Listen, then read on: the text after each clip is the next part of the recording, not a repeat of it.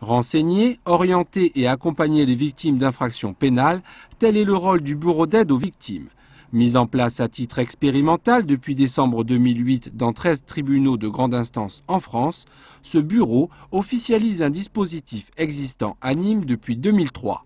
On donne une dimension plus importante et ça devient presque, j'allais dire, comme un vrai service qui est complètement englobé dans une cohérence qui est la prise en charge de la victime à tous les niveaux, puisque le bureau d'aide aux victimes, au sein du tribunal, est en lien évidemment direct avec le parquet, le procureur de la République, mais également aussi avec le juge délégué aux victimes.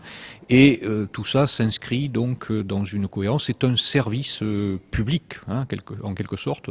Du dépôt de plainte à l'éventuelle indemnisation, en passant par la constitution du dossier et le jugement, le bureau d'aide aux victimes peut intervenir à tous les stades d'une procédure.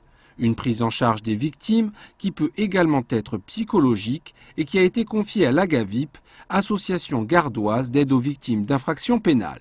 C'est là notre rôle et c'est là notre mission, c'est d'aider au maximum les victimes qui se trouvent être, comme je vous le rappelle, souvent au-delà de l'aspect matériel, mais ce côté de désarroi où les gens ont besoin quelque part de venir exprimer quelquefois leur colère, c'est vrai, mais aussi de savoir comment et dans quelles conditions elles peuvent se reconstituer. Et je crois que ce qui est important, c'est cet aspect justement humain et c'est, je crois, notre rôle à nous, associations, d'apporter cette dimension humaine que quelquefois l'institution judiciaire ou, je dirais, les institutions régaliennes n'ont pas le temps, je dirais, d'apporter. Implanté au sein même du palais de justice, dans un local de la salle des pas perdus, le bureau d'aide aux victimes est ouvert de 9h à midi et de 13h à 17h.